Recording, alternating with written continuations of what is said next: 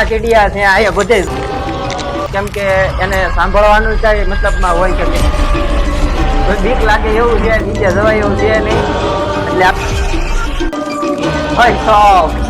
એટલે કાન ગળિયા છે આપણે એને.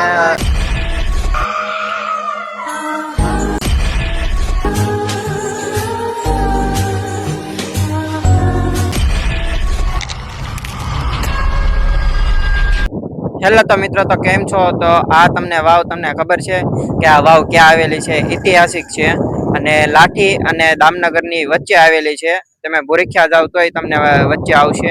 અને ચાલો આજે આપણે વાવ જોવી કે અંદરથી નજારો કેવો છે અને અંદર શું વસ્તુઓ છે. અને આ વાવ તમે જો જોયું હોય તો તમે કોમેન્ટ અવશ્ય કરજો. ચાલો આપણે વાવ જોઈએ. તો ચાલો તો આપણે અંદર વાવ જોઈએ કે કેવી છે વાવ, અને અંદર કઈ રીતના આપણે જઈએ. ચલો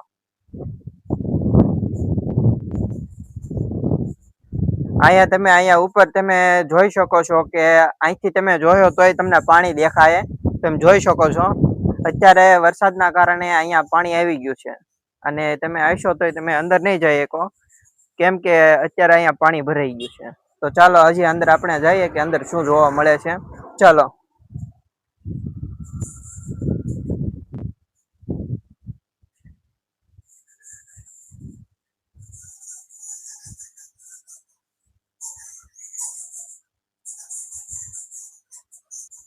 તો તમે જોઈ શકો છો કે અહીંયા અંદર આપણે આવી ગયા છીએ, અને અહીંયા મેરડીમાનું મંદિર છે.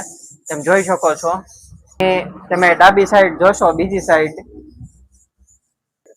તો તમે જોઈ શકો છો કે આ તમે ડાબી સાઈડ જોશો ત્યાં ખોડિયારમાંનું મંદિર છે.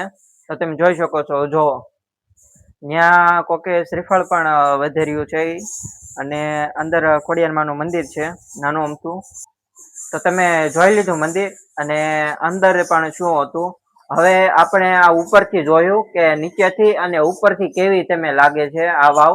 તો તમે જોઈ શકો છો અહીંથી ઉપરથી કેવી વાવ લાગે છે.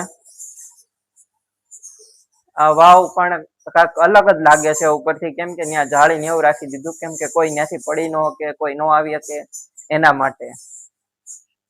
તો આપણે જોઈ લીધી કે ઉપરથી કેવી વાવ લાગતી હતી, અને હવે આપણે નીચે જઈએ છીએ જ્યાં પાણી છે. ત્યાં તમે જોઈ શકો છો અત્યારે અહીંયા પાણી છે.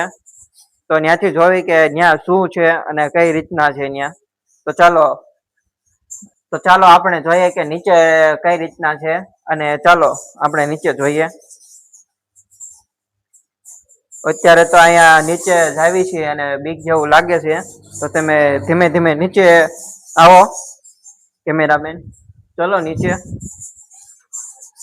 મને તો ભાઈ બીક લાગે છે અહીંયા, કે કઈ છે નહીં ને અહીંયા.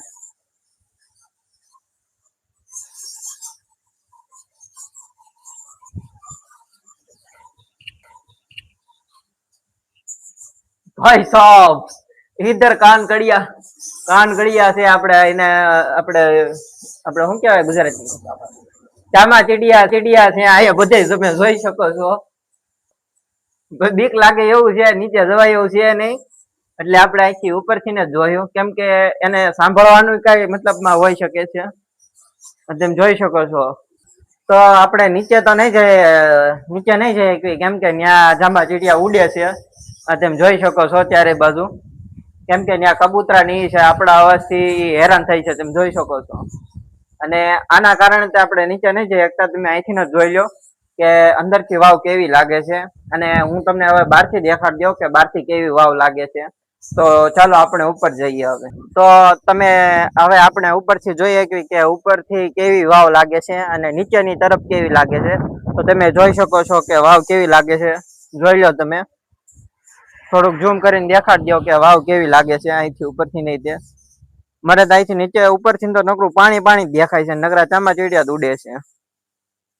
જો તમને વિડીયો સારો લાગ્યો હોય તો લાઈક, ફોલો એન્ડ શેર કરી દેજો. અને જો આ વાવ વિશે તમને ખબર હતી તો તમે અવશ્ય કોમેન્ટ કરજો, અને ન ખબર હોય તો પણ કોમેન્ટ કરજો. અને જો તમારી આજુબાજુમાં આ રીતના કોઈ વાવ હોય તો તમે અમને જાણ કરજો, તો અમે વિડીયો ઉતારવા આવીશું.